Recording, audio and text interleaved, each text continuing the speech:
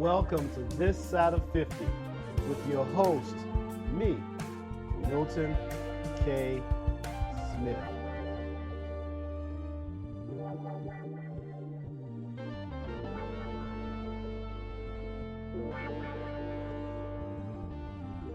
Well, hello there, my podcast family. This is Milton. We are back with This Side of 50, starting off season 2. I know I've been absent for a while, been missing. Got some things we're going to talk about today, but I finally got myself to a point where I said I'm just going to sit down and start this season 2 off. So thank you all that have subscribed to this podcast. Thank you for downloading and for putting me into your mix, putting me into your morning drive or your evening drive, or just when you're chilling at your house or out at the beach or wherever you may be. I really appreciate it that you've downloaded the podcast. All right. So once again, you can email me your comments, your suggestions, topics, your thoughts, your views on any of the subjects, conversations that I have here by emailing me at mks@miltonksmith.org. That's mks@miltonksmith.org. And I will try to, in a timely fashion, address your questions or answer your questions, address your comments, maybe even here on the podcast. I may even give you a shout out.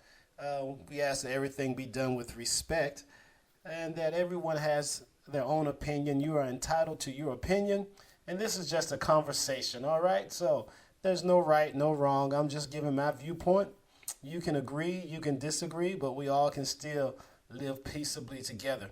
So thank you. This is now 2021, July of 2021. And man, a lot has happened. A lot has changed since I last talked with you all.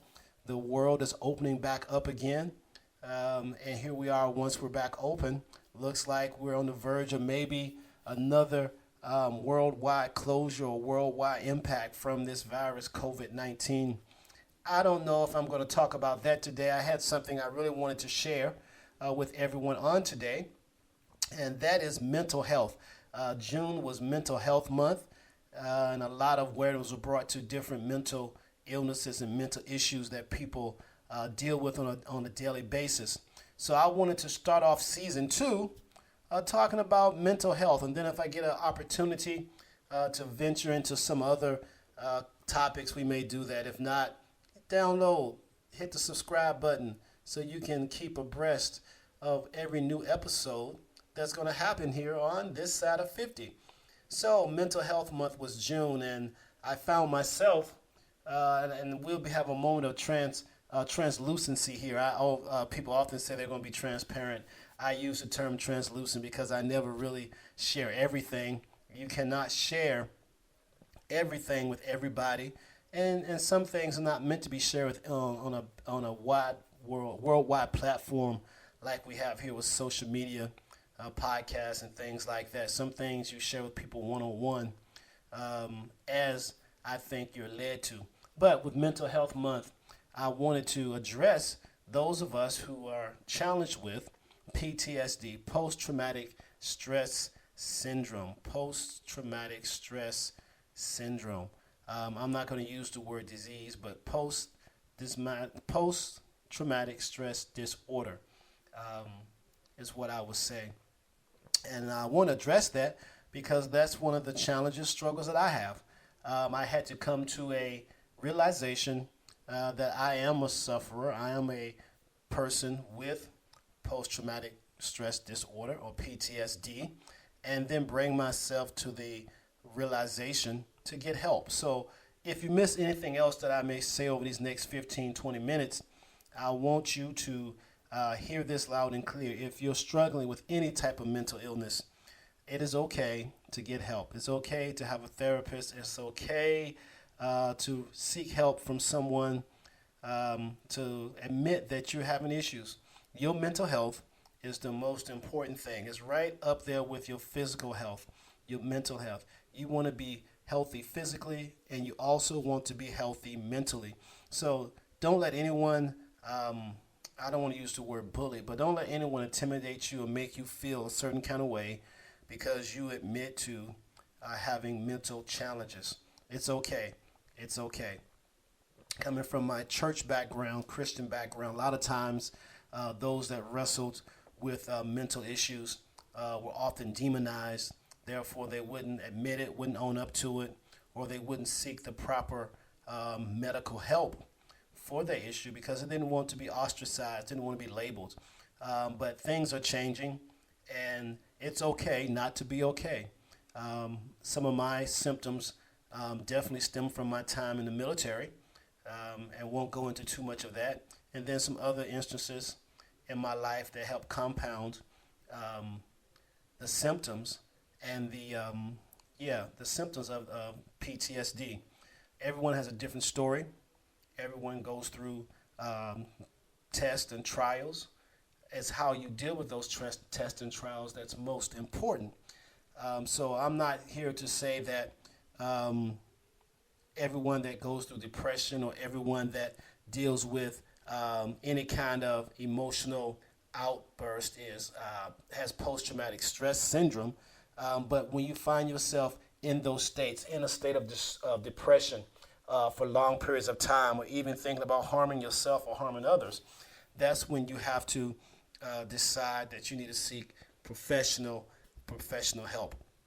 So, if you're dealing with obsessive behavior, one of the things that I notice about myself is that I would check the locks at my house, check the doors numerous times before going to bed, and even when upon leaving, I would check the locks. I would lock the doors, go back and check, and make sure I locked the doors. I had to go back and check the check that I made on the doors. I always had a challenge with caroling irons and things like that, irons in general, being unplugged when I left. I don't like leaving things plugged in, so I would check 2 and 3 times to make sure I had unplugged the curling iron that my wife may have been using, or the iron for the clothes, or even just as simple as unplugging a candle or something like that to make sure that it's off. That obsessive behavior that goes along with some of the mental challenges that we have, right? Also, thoughts of something with my therapist that we've been working on, thoughts of negative thoughts that produce real emotions or real behaviors, thoughts that you know are not true, thoughts of that you're a failure, thoughts that you're not doing enough, thoughts that you've made too many mistakes that bring you into a state of depression or a state of depression, a state of unhappiness, and being able to pull yourself out of those doldrums, out of those states, become a challenge, even with the fact that you contemplate ending your own life, right? So when you get to those valleys in your life, you have to, at some point, make a decision to seek professional help. There are so many numbers you can call, and I'm sitting here now, and I don't have any numbers in front of me. Let me see if I can pull up some, especially if you're military. I'll pull up some numbers that you can call if you're seeking, if you're ever needing, counseling or need to talk to someone. If you find yourself in a crisis, so to speak, where you can call and get some professional help. And I'm quite sure you can call these numbers even if you're not in the military. But let me find that number right quick while it's popped into my mind. Some of the things that you also deal with, though, that it can get to the point that it can impair your work ability, that you cannot work. You know what I'm saying? That you have such high anxiety from stress or high anxiety from the workload that your work performance begins to suffer from that. And those are the things you have to look for. Those are the things that you have to key on. I'm blessed to have people in my life that when things weren't looking like they should for me, they came to me and said, "Hey, Milton, I think you need to check yourself. Check yourself," is the word they use. Or they pointed out some things that I was doing that they thought were of concern, and that I needed to address those situations. You know what I'm saying? Let me give you this number. If you're military, here's a number you can call: 1-866-651-3180. That'll put you with a care help desk, and you can definitely go forward from there if you ever find yourself in a stressful situation. I'm also looking here. I have it on my phone, and I'm quite sure I put this in my phone. I don't know why I didn't pull this up before I started here, but that's okay. I'll pull it up now and go through it. I think I can pull it up now. Hold on one second here. I want you to be able to write these numbers down and keep them. If you don't need them for yourself, you can definitely use them or have them handy in case someone in your life needs those, needs assistance at any time. I got to pull this number on my phone. Of course, I can't find it when I want it, right? You ever have that issue when you need to find the number, you can't find the number, right? I'm having that issue right now. When I need to find a number, I cannot find that number. So let me keep talking, then we'll find it, right? So found myself dealing with PTSD and having to seek help, seek assistance from a therapist, and things have been going well. One of the treatments that we have here, or that they have me, is what they call cognitive behavioral therapy, which helps you reorganize, redirect your thoughts, right? Your thinking that leads to your high anxiety, or leads you down that road that you don't want to go down, right? So let me give you another number here. I have a few numbers, but I don't want to weigh you down with so many numbers. But I give you one more that you can call if you ever find yourself in that situation. You can call 800-342-9647. That's for the military. 800-342-9647. That's another number you can call. And I'm going to keep handing out numbers as we go through this. Let me find a couple of numbers here for you. If you are a civilian and you're having a mental crisis, mental issues, of course, suicide hotline. We'll get that number for you right quick. Yeah, I'll get that number for you right quick. And it's interesting because this week, if you've been paying attention to the news, Simone Biles, Olympic athlete, pulled out of the Olympics because of mental issues, mental health issues. Here's a number for you, the Suicide Prevention Lifeline. This is a number that I wanted to give you that I didn't have in my phone like I thought I had. 1-800-273-8255. 1-800-273-8255. I'm going to say that number one more time. 1-800-273-8255. That's an important number to keep if you wrestle, if you deal with depression, if you're dealing with issues, mental health issues, or you know someone that is dealing with mental health issues. That is an important number for you to keep, an important number for you to have handy so that you can call that number. Of course, you can always dial 911 for sure. But you also want to have this number handy as well. In case it's not a crisis at that moment, you can call that number just to talk with someone, just to get counseling. Maybe you're just going through a depressed state. You can call someone to talk to them. So we got a couple of numbers there. But if you find, like I say, some of the symptoms of PTSD, we'll touch on that for a few minutes here, is, and I'll read them to you so I won't mess them up, impaired work performance and social function during times of stress, right? And let me say this while I'm thinking about it. Just because you're having mental challenges does not mean you have to have medication. The cognitive behavioral therapy treatment that I'm currently in the process of involves no medicine. It's just talking, finding ways to deal with stress, finding a way to deal with the thoughts that you're having, finding ways to bring yourself back to a state of what I'll say is normalcy, or a state of calmness, so that you can function and a normal function like you want to function. I don't want to say on a normal normal, because that then makes us feel like we're not normal. So, yeah, so you don't have to take medication. You don't have to, all those things you see on TV and they're going to wrap you in a straitjacket. No, that's exaggerations for Hollywood. You can get help without medication, right? You can get help without medication. So we go into those symptoms, right? Being unable to do certain tasks or work related tasks due to your symptoms that you're having, like anxiety, right? You can be in a depressed mode, suspicious of things, frequent panic attacks, and have trouble sleeping and mild memory loss. It's just some of the minor symptoms, right? Also, as things increase, if you're on this route, on this road here, on this path, those panic attacks become more frequent and you don't show any emotions. One of the things that a lot of folks have said about me in times past, not showing any emotions or having the same emotion all the time, right? No good, no bad, just as I always say, it is what it is. Talking in circles, another symptom of PTSD.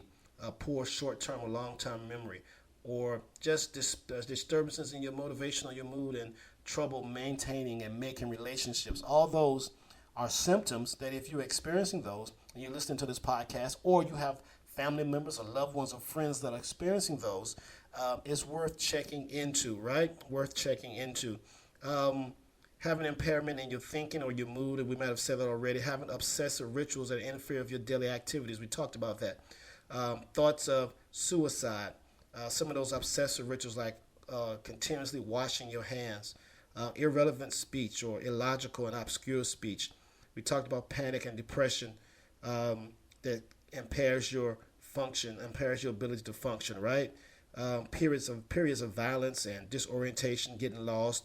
And of course, when it gets to a real heightened state, you stop caring about your appearance. You can't adapt to stressful circumstances. And then finally, in the most severe cases, that you're just inappropriate behavior in general. You're a danger to yourself, a danger to others. You have attempted suicide, attempted to hurt yourself. You don't care about how you look. You don't care about where you're using the restroom at, those type of things. Disorientation, not sure of the time, the date, and the year. You start forgetting names, your own occupation, even your own name, right? Those are just some of the symptoms of PTSD.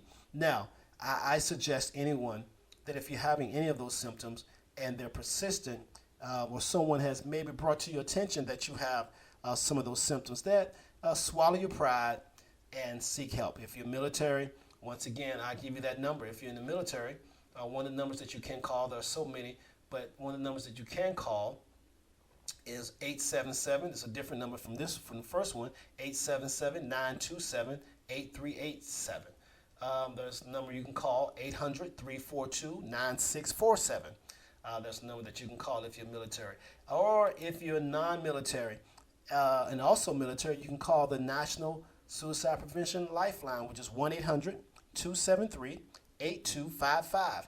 And of course, you can always dial 911. So what I found in my, this is about 4 weeks into my treatment, 4 weeks into the therapy, is that a lot of what we go through, a lot of what we deal with PTSD and any mental issue actually comes from not wanting to admit to ourselves that we need help, not wanting other folks to label us as being crazy or whatever the case may be. So we hold a lot of things in, we try to handle it ourselves, and we actually put a lot more stress on ourselves by not admitting, by not acknowledging the challenges that we're having, as opposed to acknowledging them. One of the things that I noticed with me as soon as I got into the treatment, you're able to deal with those thoughts a lot better. You're able to find yourself, bring yourself to equilibrium a lot easier.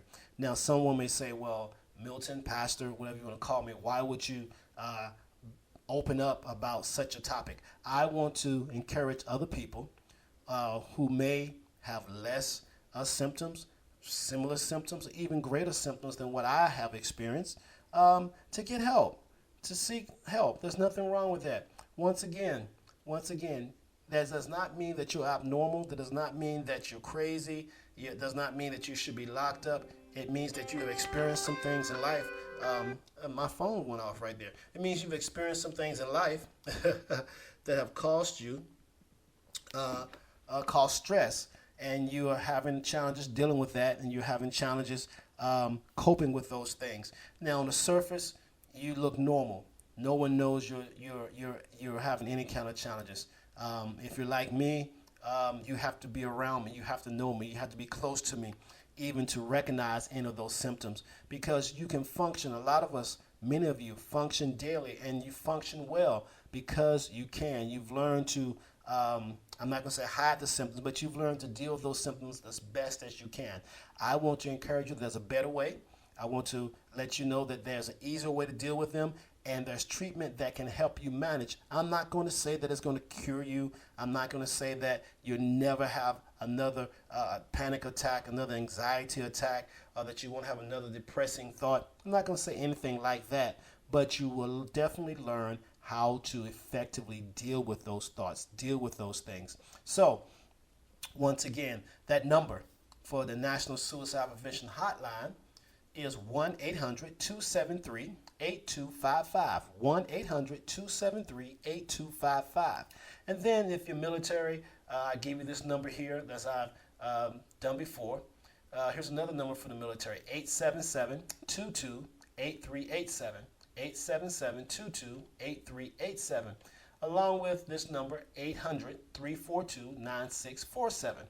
You can get in touch. And of course, when you call any of those numbers, they will say if you're having a mental crisis, hang up, call this number, or push this particular button, this prompt, and it will direct you to the help that you need. When I first made my call, I called the behavioral health or mental health at the VA, and wanted to I was sent a request to my primary care physician, and my primary care physician was out that day, and they asked me, was I having a crisis? And I said to them, I'm not having a crisis per se, but I know it's taking all that I have to make this call, and if I have to wait until I get a referral from my primary care physician, then I'm probably not going to follow through. So they had someone call me right away. You have to become honest with yourself. You have to open up. You have to be willing to expose yourself if you're going to get help. You cannot get cured for something you will not admit that you have. You cannot get help for something if you don't say that you have a problem. And once again, I will emphasize, it's okay to get mental health assistance. It's okay to get mental health help. It's okay. Call one of those numbers that I've already given you. I'll give them again in a few seconds, a few moments. I'm saying to you that it does not take away from who you are. It does not devalue who you are. It does not change who you are. You are still the great person that you always have. Matter of fact, you're even greater because now you can be an example of someone that says, hey, I have a problem and I'm getting help for my problem.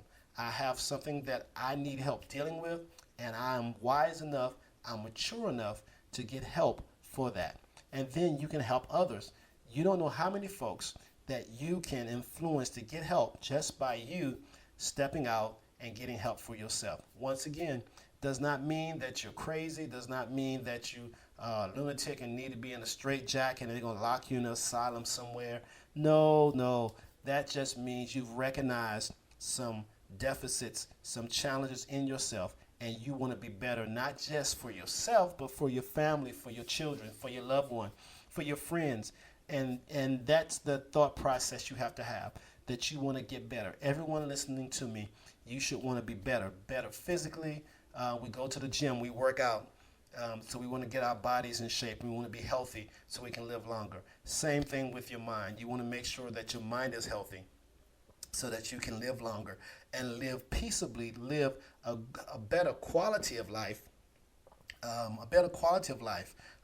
with a healthy mind and a healthy body. So I guess this is a different way to start off season 2, but I wanted to address PTSD and mental health because it's becoming so prominent in society, and there's so many different things out there. I don't listen to negativity from any source, whether it's from a Christian source or from a non-Christian source, secular source, I think it's okay to have a therapist. And having a therapist, for those Christians that are listening, having a therapist does not mean that you do not believe in the healing power of God. It means that you acknowledge the fact that God has given gifts and talents to some of us, to psychologists and psychiatrists, to help those who may need the help. It's like going to a regular doctor, right? There's nothing wrong with going to a doctor and still believing that God will bring you through. For those who are non-Christian, then once again, there's no problem. There's not a kick against you because you get help from a therapist. I would dare say a lot of folks need to talk to a therapist every now and then, just to get some of my Crystal Light. Did I tell you about my Crystal Light? Let me get some. Hold on. Yeah, just to clear your head sometimes, get some thoughts off your mind. Now, my time is about up. I'm going to let you all go. I appreciate and thank you so much for listening and subscribing to this podcast. Share this podcast with someone. Maybe my story can help someone else from this episode as we start season number 2. Let me give you those numbers once again. If you are military, some numbers you can call for mental health: 877-222-8387. I'll say again, 877-222-8387. If you have hearing loss, you can call 800-877-8339. Another number for the military I have here is 800-342-9647. 800-342-9647. And then finally, the National Suicide Prevention Lifeline, 1-800-273-8255. 1-800-273-8255. And of course, we always have 911.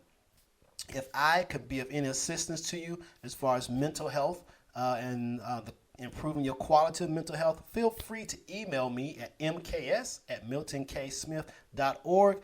I hope this episode 1, was helpful to you, was a blessing to you. Take care of your mind. It's the only one that you're going to get. Stay tuned. Be on the lookout for episode 2 of season 2. How's that? Episode 2 of season 2, because I'm back, and we're back live. And if Living Color? Yeah, Living Color, Podcast Color. We're live. This has been Milton. You're going to hear that outro, and I'll talk to you next time. All right? Bye. You have been listening to This Side of 50 with Milton K. Smith. Email me your comments, your questions, your thoughts. mks@miltonksmith.org. I look forward to hearing from you.